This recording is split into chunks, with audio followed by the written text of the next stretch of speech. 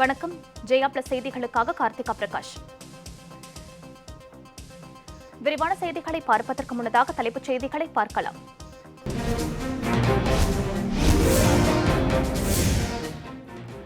தமிழகத்தில் நாளை முழு ஊரடங்கு. அத்தியாவசிய பொருட்களை வாங்குவதற்காக சந்தைகளில் குவிந்த மக்கள்.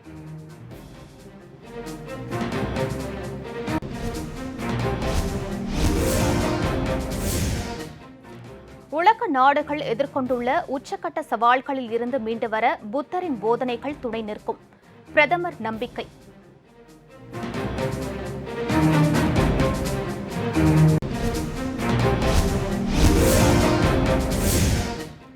சீன ஊடுருவலுக்கு எதிராக குரல் எழுப்பும் லடாக் மக்கள். மத்திய அரசு புறக்கணிப்பதாக ராகுல் காந்தி குற்றச்சாட்டு.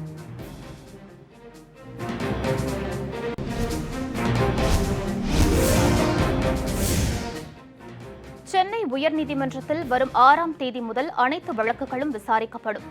தலைமை நீதிபதி AP சாஹி நடத்திய ஆலோசனைக் கூட்டத்தில் முடிவு.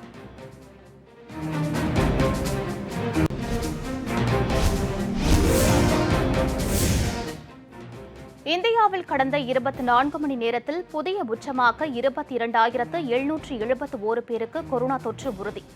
மத்திய சுகாதாரத்துறை அமைச்சகம் தகவல்.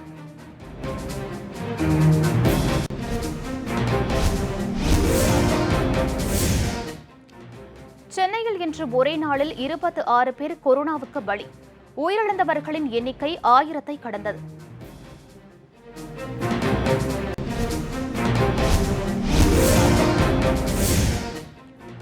சாத்தான்குளம் இரட்டை கொலை வழக்கு.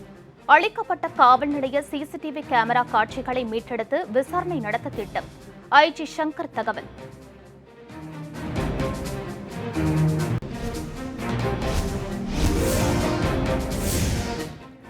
சாத்தான்குளம் இரட்டை கொலை வழக்கில் கைது செய்யப்பட்ட காவலர் முத்துராஜ் தூத்துக்குடி முதன்மை குற்றவியல் நடுவர் மன்றத்தில் ஆஜர். கொலை உள்ளிட்ட 3 பிரிவுகளில் வழக்கு.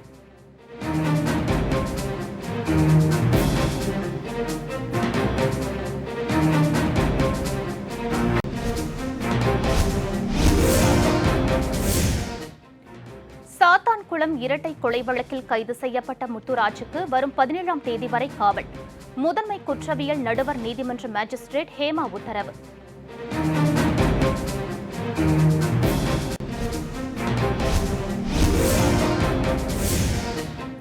நாகை மாவட்டத்தில் பெய்த கனமழை. வேதாரண்யம் அருகே 10,000 ஏக்கர் பரப்பளவில் உப்பளங்கள் நீரில் மூழ்கின.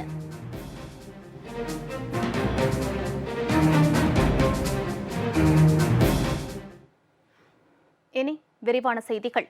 புத்தரின் கோட்பாடுகள் உலகின் இன்றைய மிகப்பெரிய பிரச்சினைகளுக்கு தீர்வு காண உள்ளதாக பிரதமர் மோடி தெரிவித்துள்ளார்.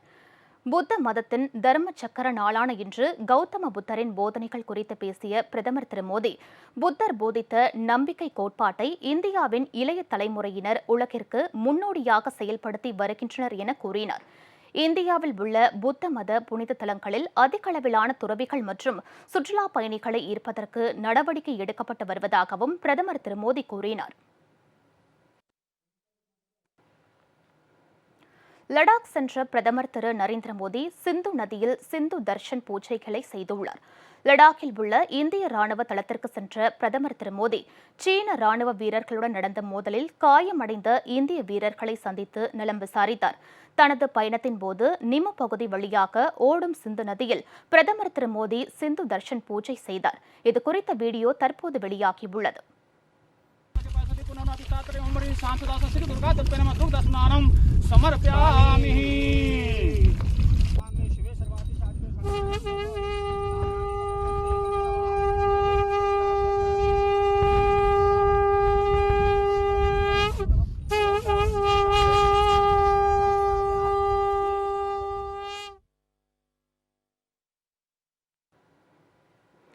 லடாக் பகுதியில் இந்திய படைகள் வீரமிக்க எதிர்ப்பை ஆக்கிரமிப்பாளர்கள் எதிர்கொண்டதாக பிரதமர் தெரிவித்திருந்த நிலையில் லடாக் பகுதிகளை சீன படைகள் ஆக்கிரமித்துள்ளதாக அந்த பகுதி மக்கள் தெரிவிப்பதாக திரு ராகுல் காந்தி குற்றம் சாட்டியுள்ளார்.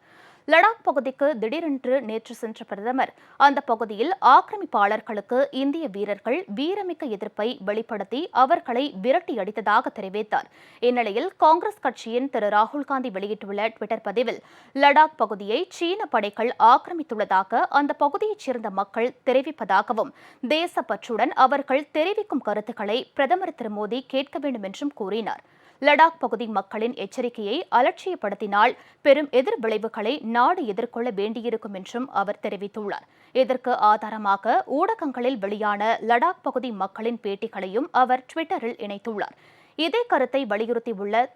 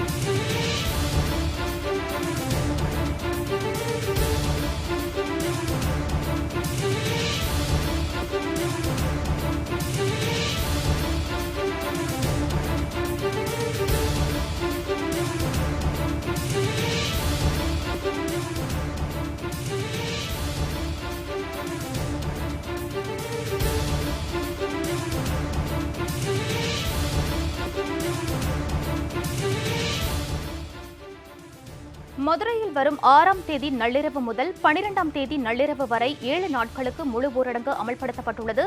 இது குறித்த கூடுதல் தகவல்களை வழங்க காத்திருக்கிறார் எமது செய்தியாளர் சல்மான். அவரிடம் கேட்கலாம்.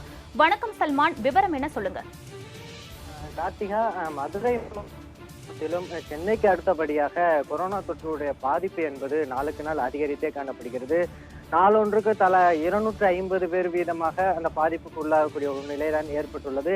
இந்த நிலையில் ஏற்கனவே வரும் 6ஆம் தேதி வரைக்குமாக, ஜூலை 6ஆம் தேதி வரைக்குமாக முழு ஊரடங்கானது உத்தரவானது பிறப்பிக்கப்பட்டிருந்தது. குறிப்பாக ஞாயிற்றுக்கிழமைகளில் முழு ஊரடங்கு, அதாவது பால் கடை, மருந்து கடை உள்ளிட்ட அத்தியாவசிய பொருட்களை தவிர்த்து மீது எந்த கடைகளும் திறக்கப்படாது, எந்த போக்குவரத்தும் வெளியில் அனுமதிக்கப்படாது உள்ளிட்ட பல்வேறு கட்டுப்பாட்டுடன் எந்த தளர்வுகளும் இன்றி முழு ஊரடங்கானது பிறப்பிக்கப்பட்டிருந்தது. இந்த நிலையில் ஜூலை 6ஆம் தேதி முதலாக தளர்வுகளுடன் கூடிய ஊரடங்கானது உத்தரவானது ஏற்கனவே பிறப்பிக்கப்பட்டிருந்த நிலையில் தற்பொழுது இந்த ஏற்கனவே இந்த தளர்வற்ற ஊரடங்கானது நாளை முதலாக 12ஆம் தேதி வரைக்கும் மேலும் 7 நாட்களுக்காக உத்தரவானது பிறப்பிக்கப்பட்டுள்ளது. இந்த ஊரடங்கு உத்தரவின் பொழுது அத்தியாவசிய காய்கறிகள் மற்றும் பலசரக்கு கடைகள் மதியம் 2 மணி வரைக்கும் திறக்கப்பட்டிருக்கும். உணவகங்களில் பார்சல் மட்டும் வழங்கப்படும். மேலும் மருந்து கடைகள் திறப்பதற்கு முழுவதுமாக அனுமதிக்கப்பட்டுள்ளது.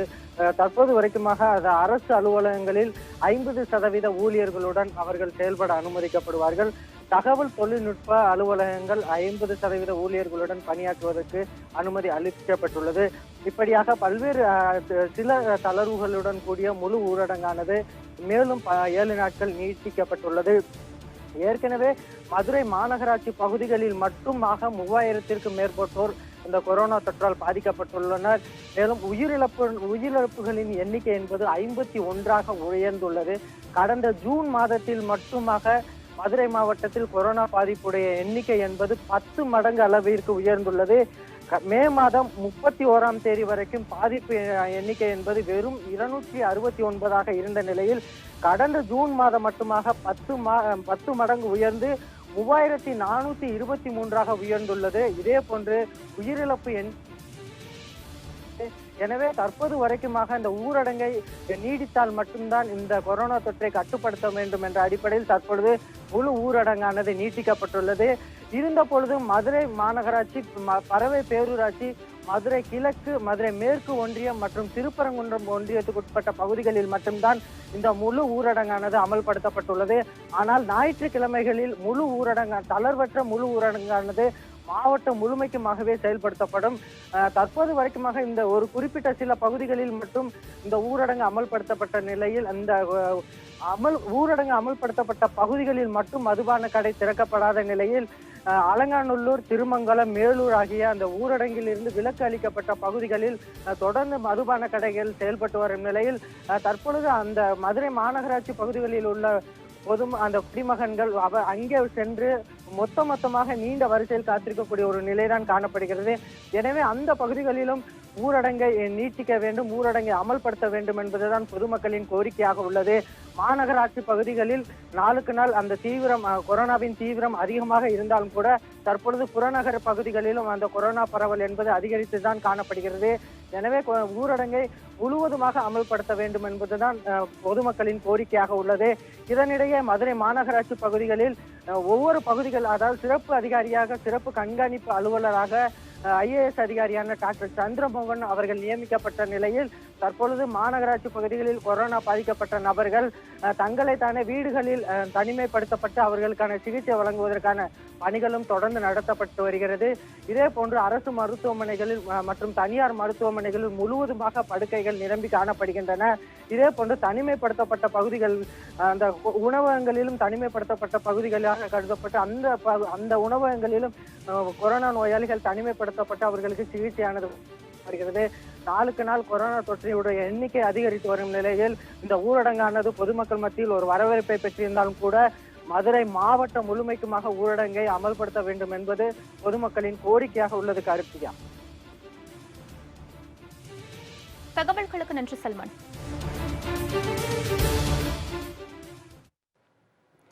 கட்டுமான திட்டங்களில் உள்ள சீன நிறுவனங்களுக்கு உதவும் விதிகள் காலாவதியாகிவிட்டதால் அவற்றை மறு ஆய்வு செய்ய வேண்டும் என மத்திய அமைச்சர் திரு நிதின் கட்கரி தெரிவித்துள்ளார். இது தொடர்பாக பேசிய மத்திய சாலை போக்குவரத்து துறை அமைச்சர் திரு நிதின் கட்கரி, பெரிய நெடுஞ்சாலைகள் மற்றும் பாலங்கள் போன்றவற்றை கட்டமைப்பதற்கு அனுபவம் உள்ளவர்கள் மட்டுமே விண்ணப்பிக்க வேண்டும் என விதிமுறைகள் வகுக்கப்பட்டுள்ளதால் அந்த ஒப்பந்தங்கள் இந்திய நிறுவனங்களுக்கு கிடைப்பது இல்லை என்று கூறினார். தற்போதைய சூழ்நிலையை பொறுத்தவரை சீன நிறுவனங்களுடன் கூட்டு முயற்சியில் ஈடுபட வேண்டிய அவசியமில்லை என்றும், அதேபோல் சீன நிறுவனங்களுக்கு ஒப்பந்தங்களை வழங்குவது சரியானதாக தெரியவில்லை என்றும் அமைச்சர் திரு நிதின் கட்கரி குறிப்பிட்டார். கொரோனா வைரஸ் தோற்றம் பற்றி ஆராய்ந்து அறிவதற்காக உலக சுகாதார நிறுவனத்தின் வல்லுநர் குழு அடுத்த வாரம் சீனாவுக்கு செல்லவுள்ளது. சீனாவின் ஹூகானில் உள்ள இறைச்சி சந்தையில் கடந்த ஆண்டு டிசம்பர் மாதம் முதலாக கொரோனா வைரஸ் பரவியது. ஆனால் இதை சீனா ஒப்புக்கொள்ளவில்லை. இதற்கிடையே ஹூகானில் உள்ள வைராலஜி நிறுவனத்தில் செயற்கையாக கொரோனா வைரஸ் உருவாக்கப்பட்டு அங்கிருந்து கசிந்து விட்டதாக அமெரிக்க டிவி பரபரப்பு செய்தி வெளியிட்டது. இதை அமெரிக்க அதிபர் டிரம்பும் கூறி வந்தார். இந்நிலையில் கொரோனா வைரஸின் தோற்றம் பற்றி விசாரணை நடத்த உலக சுகாதார நிறுவனம் முன்வந்துள்ளது. கொரோனா வைரஸ் தோற்றம் பற்றி ஆராய்ந்து அறிவதற்காக உலக சுகாதார நிறுவனத்தின் வல்லுநர் குழுவை அடுத்த வாரம் சீனாவுக்கு செல்கிறது. இந்த குழு கொரோனா வைரஸ் எவ்வாறு மனிதர்களிடம் முதலில் பரவியது, விலங்குகள் மூலமாக மனிதர்களிடம் தொற்று வந்ததா அல்லது வௌவால்களிடம் இருந்து மனிதர்களிடம் பரவியதா என்பது குறித்து முழுமையாக விசாரணை நடத்தவுள்ளது. சாத்தான்குளம் இரட்டை கொலை வழக்கு தொடர்பாக அளிக்கப்பட்ட சாத்தான்குளம் காவல் நிலைய சிசிடிவி கேமரா காட்சிகளை மீட்டெடுத்து விசாரணை நடத்தவுள்ளதாக சிபிசிஐடி ஐஜி சங்கர் தெரிவித்துள்ளார். இப்போ 5 பேர் இந்த வழக்கில் கைது செய்திருக்கிறோம். விசாரணை இனி எல்லா கோணங்களும் நடந்து கொண்டு இருக்கிறது. சாட்சிகளுடைய வாக்குமூலம், தடயங்களை ஆராய்ச்சி செய்கிறது, அது மாதிரி ஆவணங்களை ஆராய்ச்சி செய்கிறது. இந்த இன்வெஸ்டிகேஷன் ப்ரொசீஜர்ஸ் எல்லாம் இப்போ நம்ம ஃபாலோ பண்ணிட்டு இருக்கோம். விசாரணை என்றைக்குமே தொடர்ந்து நடக்கக்கூடிய ஒரு விஷயம். அது தொடர்ந்து நடந்து கொஞ்ச நாள் கழிஞ்ச பிறகு தான் ஒரு முடிவுக்கு வர முடியும். அப்போ இறுதி முடிவுக்கு வர்ற வரைக்கும் யாரும் கமிட் பண்ண முடியாது. என்ன நடக்க போகிறது, என்ன இருக்குன்னு அது நம்ம விசாரணை போக தான் தெரியும். ஸோ அது மாதிரி கொஞ்சம் பொறுத்திருக்கணும். சென்னையில் இன்று ஒரே நாளில் கொரோனாவுக்கு 26 பேர் பலியாகியுள்ளனர். இதன் மூலம் சென்னையில் கொரோனாவால் உயிரிழந்தவர்களின் எண்ணிக்கை 1000-ஐ கடந்துள்ளது.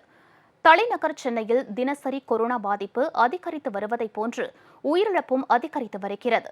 இந்நிலையில் சென்னையில் இன்று ஒரே நாளில் கொரோனா வைரஸ் பாதிப்பால் 26 பேர் உயிரிழந்துள்ளனர்.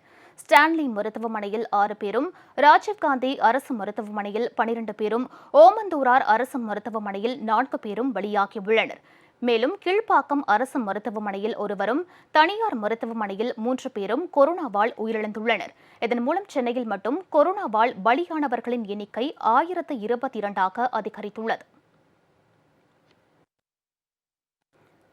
சென்னையில் கொரோனாவால் பாதிக்கப்பட்ட 64,689 பேரில் தற்போது 23,581 பேர் மட்டுமே சிகிச்சை பெற்று வருவதாக மாநகராட்சி தெரிவித்துள்ளது. சென்னையில் கொரோனா தொற்றால் பாதிக்கப்பட்டோரின் எண்ணிக்கை 64,689ஆக அதிகரித்துள்ளது. இதில் 40,111 பேர் பூரண குணமடைந்து வீடு திரும்பியுள்ளதாகவும் தற்போது 23,581 பேர் மட்டுமே மருத்துவமனைகளில் சிகிச்சை பெற்று வருவதாகவும் மாநகராட்சி தெரிவித்துள்ளது. அதிகபட்சமாக கோடம்பாக்கம் மண்டலத்தில் 2,586 பேர் சிகிச்சை பெற்று வருகின்றனர். இதையடுத்து அண்ணா நகர் மண்டலத்தில் 2,431 பேரும், ராயபுரம் மண்டலத்தில் 2,297 பேரும், தேனாம்பேட்டை மண்டலத்தில் 2,130 பேரும் தற்போது சிகிச்சை பெற்று வருகின்றனர்.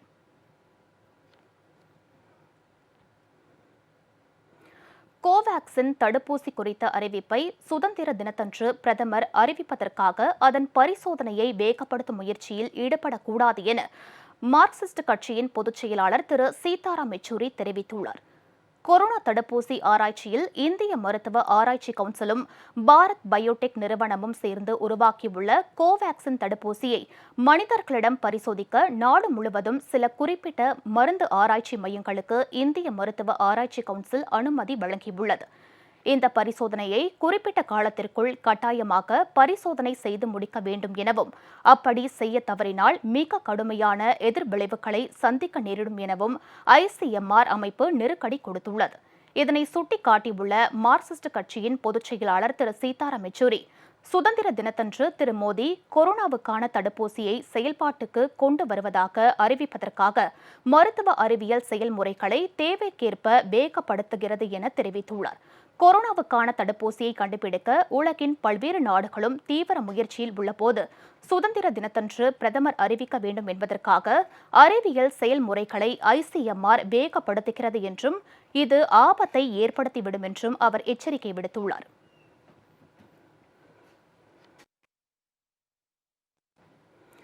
டெல்டா விவசாயிகளுக்கு உடனடியாக குறுவை சிறப்பு தொகுப்பு திட்டத்தை தமிழக அரசு அறிவிக்க வலியுறுத்தி தஞ்சை ரயில் நிலையம் முன்பு தமிழ்நாடு விவசாய சங்கத்தினர் ஆர்ப்பாட்டத்தில் ஈடுபட்டனர்.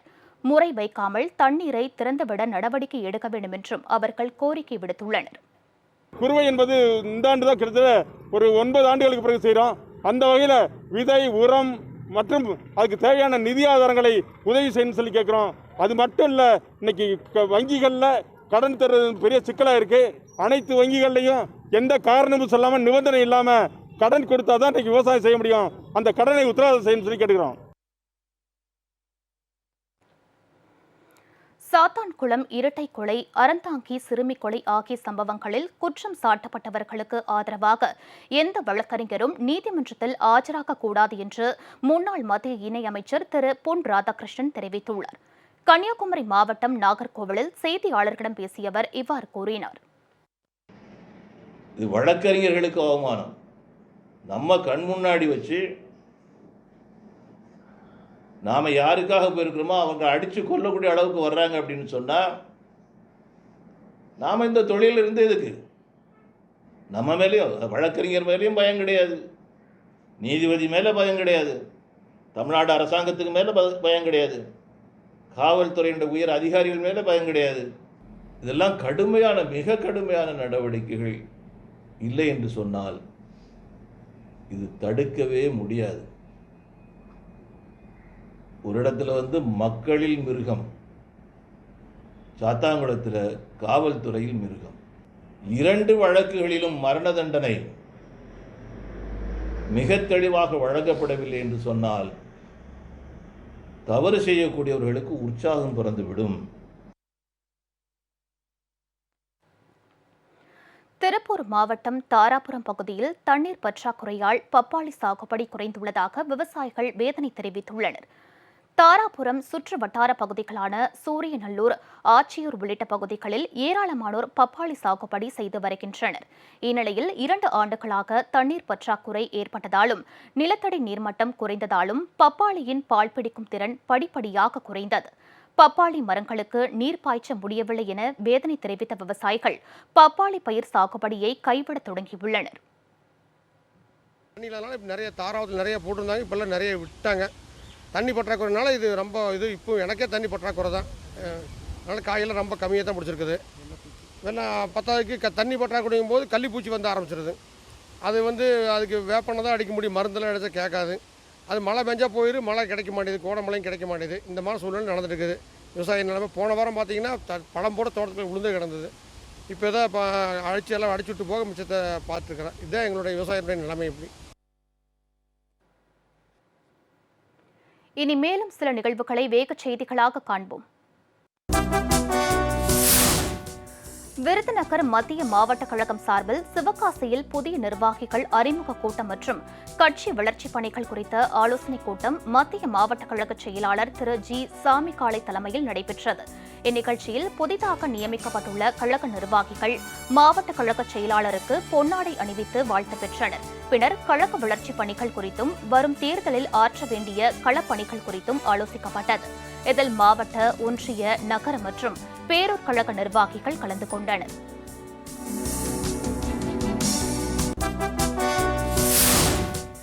காஞ்சிபுரம் மாவட்டம் ஸ்ரீபெரும்புதூரில் இருந்து சென்னைக்கு ஒரே காரில் தொடர்ச்சியாக மதுபானம் கடத்தப்படுவதை காவல்துறையினர் கண்டும் காணாமல் உள்ளதாக புகார் எழுந்துள்ளது. சென்னை மற்றும் சென்னை மாநகர காவல் எல்லைக்கு உட்பட்ட பகுதிகளில் கொரோனா தொற்று அதிகரித்து வருவதால் ஊரடங்கு உத்தரவு பிறப்பிக்கப்பட்டுள்ள நிலையில் அனைத்து டாஸ்மாக் கடைகளும் மூடப்பட்டுள்ளன. இந்நிலையில் ஸ்ரீபெரும்புதூர் மற்றும் அதன் சுற்று வட்டார பகுதிகளில் இருந்து சென்னைக்கு காரின் மூலம் அதிக அளவில் மதுபானங்கள் கடத்தப்பட்டு வருவதாக கூறப்படுகிறது. இவ்வாறு கடத்தலில் ஈடுபடுபவர்கள் மீது நடவடிக்கை எடுக்க வேண்டும் என சமூக ஆர்வலர்கள் கோரிக்கை விடுத்துள்ளனர்.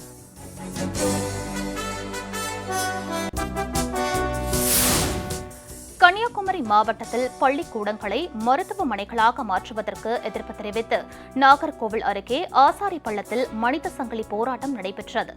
ஆசாரிப்பள்ளத்தில் வீடுகள் அதிகமுள்ள பகுதியில் உள்ள ஒரு தனியார் பள்ளியில் வெளி மாவட்டங்களில் இருந்து வரும் நபர்களை தனிமைப்படுத்தி தங்க வைக்க மாவட்ட நிர்வாகம் முடிவு செய்தது. இதற்கு அப்பகுதி மக்கள் எதிர்ப்பு தெரிவித்து வந்த நிலையில் 100க்கும் மேற்பட்டோர் திடீரென மனித சங்கிலி போராட்டத்தில் ஈடுபட்டதால் பரபரப்பு ஏற்பட்டது.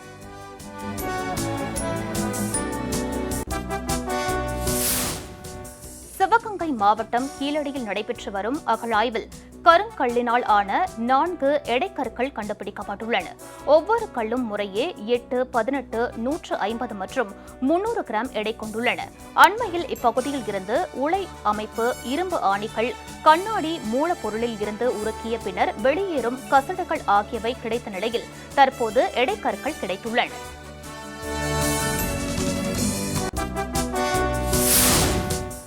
திருவண்ணாமலை மாவட்டம் ஆரணி பகுதியில் அம்மா உணவகத்தில் பணிபுரியும் ஒரு பெண்மணிக்கு கொரோனா தொற்று உறுதி செய்யப்பட்டுள்ளது. இதனைத் தொடர்ந்து ஆரணியில் உள்ள 2 அம்மா உணவகங்களும் மூடப்பட்டு கிருமி நாசினி தெளிக்கப்பட்டது. அம்மா உணவகம் மூலம் பயனடைந்து வந்தவர்கள் வேறு இடத்தில் மாற்றி அமைத்து தர வேண்டும் என கோரிக்கை விடுத்துள்ளனர்.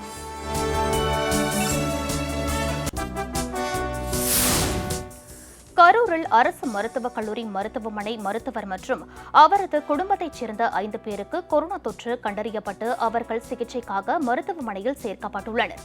கரூர் அரசு மருத்துவக் கல்லூரி மருத்துவமனையில் பணியாற்றும் மருத்துவர் ஒருவருக்கு கொரோனா தொற்று உறுதி செய்யப்பட்டது. இதையடுத்து மருத்துவரின் அம்மா, அப்பா, மனைவி, 2 குழந்தைகளுக்கு கொரோனா தொற்று கண்டறியும் சோதனை நடத்தப்பட்டது. இதில் அவர்களுக்கும் கொரோனா தொற்று பரவியுள்ளது தெரியவந்தது. இதையடுத்து மருத்துவரின் வீடு முழுவதும் கிருமி நாசினி தெளிக்கப்பட்டது.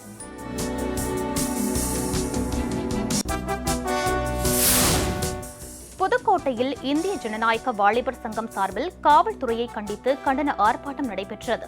மின் உயர்வை கண்டித்தும், பெட்ரோல் டீசல் விலை உயர்வை கண்டித்தும், காவலர்களின் அத்துமீறிய செயலை கண்டித்தும், சிறுமி படுகொலைக்கு சம்பந்தப்பட்டவர்கள் மீது உடனடியாக நடவடிக்கை எடுக்க வலியுறுத்தியும் கண்டன ஆர்ப்பாட்டத்தில் ஈடுபட்டனர். இதில் பலர் கலந்து கொண்டனர்.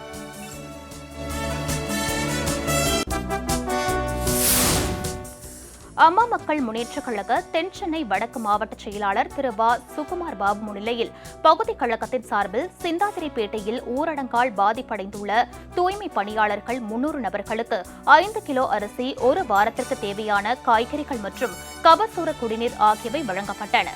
பகுதி செயலாளர் திரு எல். ராஜேந்திரன் தலைமையில் புரட்சித் தலைவர் எம்ஜிஆர் வேடம் தரித்த கலைஞர்கள் உதவிகளை வழங்கினர்.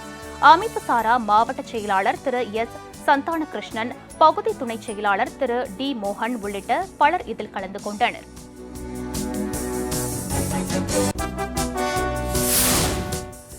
கோவை மாவட்டம் வால்பாறை பகுதியில் மிரட்டி வந்த காட்டு யானையை வன ஊழியர்கள் பிடித்தனர். வால்பாறை அடுத்துள்ள அட்டக்கட்டி வன அலுவலக பயிற்சி மையத்தில் அரசி ராஜா காட்டு யானையை பிடித்த வன ஊழியர்களுக்கு பாராட்டு நிகழ்ச்சி நடைபெற்றது.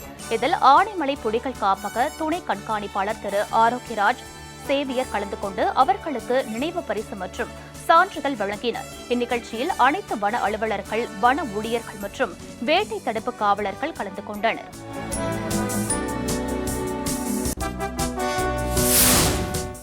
செங்கல்பட்டு மாவட்டம் மதுராந்தகத்தில் ஒரே குடும்பத்தைச் சேர்ந்த 8 பேருக்கு கொரோனா தொற்று உறுதி செய்யப்பட்டதால் அப்பகுதி மக்கள் பீதியடைந்துள்ளனர். மதுராந்தகம் சுற்றுப்பகுதியில் இதுவரை 73 பேர் பாதிக்கப்பட்டுள்ளனர். இந்நிலையில் அருணாகுளம் பகுதியில் ஒரே குடும்பத்தில் 8 பேருக்கு தொற்று ஏற்பட்டுள்ளது உறுதி செய்யப்பட்டுள்ளது. இதையடுத்து அப்பகுதி கிருமி நாசினி கொண்டு தூய்மைப்படுத்தப்பட்டது.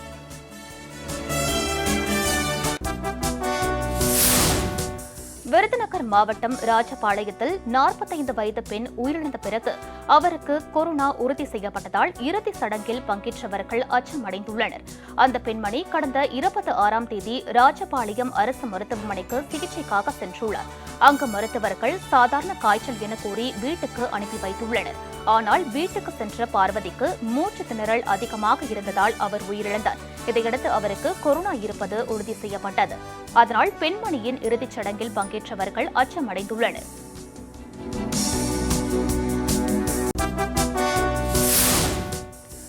திருவண்ணாமலை மாவட்டம் செங்கம் பேருந்து நிலையம் எதிரே பெட்ரோல் டீசல் விலை உயர்வை கண்டித்து போராட்டத்தில் ஈடுபட்ட இந்திய ஜனநாயக வாலிபர் சங்கத்தினரை போலீசார் கைது செய்தனர்.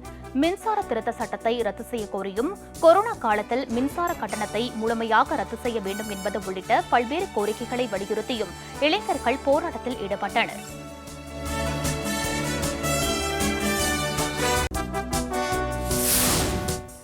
சென்னை உயர்நீதிமன்ற மதுரை கிளை நிர்வாக நீதிபதியாக நீதிபதி திரு சத்யநாராயணன் செயல்படுவார் என்று அறிவிக்கப்பட்டுள்ளது.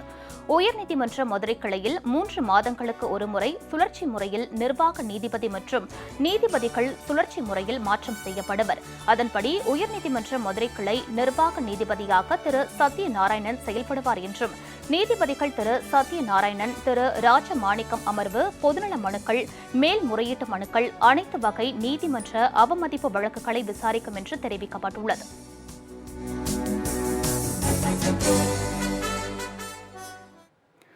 செவ்வாய் கிரகத்தின் மிகப்பெரிய சந்திரனான போபோஸை மங்கள்யான் மிக அருகாமையில் இருந்து படம் பிடித்து அனுப்பியுள்ளது. செவ்வாய் கிரகத்தை ஆய்வு செய்வதற்காக மங்கள்யான் என்ற விண்கலம் கடந்த 2013ஆம் ஆண்டு நவம்பர் மாதம் 5ஆம் தேதி சென்னையை அடுத்த ஸ்ரீஹரிகோட்டாவில் இருந்து PSLV C-25 என்ற ராக்கெட் மூலம் விண்ணில் ஏவப்பட்டது. இதன் மூலம் முதல் முயற்சியிலேயே செவ்வாய்க்கு விண்கலத்தை வெற்றிகரமாக அனுப்பிய முதல் நாடு என்ற பெருமை இந்தியாவுக்கு கிடைத்தது. தற்போது செவ்வாய் கிரகத்தை சுற்றி வரும் மங்கள்யான் அந்த கிரகத்திற்கு மிக நெருக்கமாக உள்ள போபோஸ் என்ற மிகப்பெரிய சந்திரனை படம் பிடித்து அனுப்பியுள்ளது. கடந்த 1ஆம் தேதி செவ்வாய் கிரகத்தில் இருந்து 7200 கிலோமீட்டர் தொலைவிலும், போபோஸ் சந்திரனில் இருந்து 4200 கிலோமீட்டர் தூரத்திலும் இருந்து இந்த படம் பிடிக்கப்பட்டது. போபோஸ் சந்திரன் கார்பனீசியஸ் கான்ட்ரைட்ஸ் என்ற வேதிப்பொருளால் ஆனது என்று நம்பப்படுகிறது. பிரான்ஸ் நாட்டின் புதிய பிரதமராக ஜீன் காஸ்டெக்ஸ் பொறுப்பேற்றார் என அதிபர் இமானுவேல் மேக்ரான் அறிவித்துள்ளார். பிரான்ஸ் பிரதமராக பதவி வகித்த எட்வர்ட் பிலிப் கொரோனா வைரஸ் பரவலை கட்டுப்படுத்துவதில் சரியாக செயல்படவில்லை என கருத்து நிலவுகிறது. கடந்த மார்ச் மற்றும் ஏப்ரல் மாதங்களில் அந்நாட்டு மக்களுக்கு முகக்கவசம் மற்றும் மருத்துவ கருவிகள் பற்றாக்குறை ஏற்பட்டதுடன் பரிசோதனைகளும் முறையாக நடைபெறவில்லை என்ற புகாரும் எழுந்தது. இதன் எதிரொலியாக கடந்த 28ஆம் தேதி நடைபெற்ற உள்ளாட்சித் தேர்தலில் அதிபர் இமானுவேல் மேக்ரான் தலைமையிலான அரசு அனைத்து இடங்களிலும் தோல்வியை தழுவியது. இதனால் பிரதமர் எட்வர்ட் பிலிப்ஸ் தனது பதவியை ராஜினாமா செய்தார். இதையடுத்து கொரோனா வைரஸ் பிரச்சினையில் தீவிர நடவடிக்கை மேற்கொண்ட ஜூன் காஸ்டெக்ஸ் புதிய பிரதமராக பொறுப்பேற்பார் என அதிபர் அறிவித்துள்ளார்.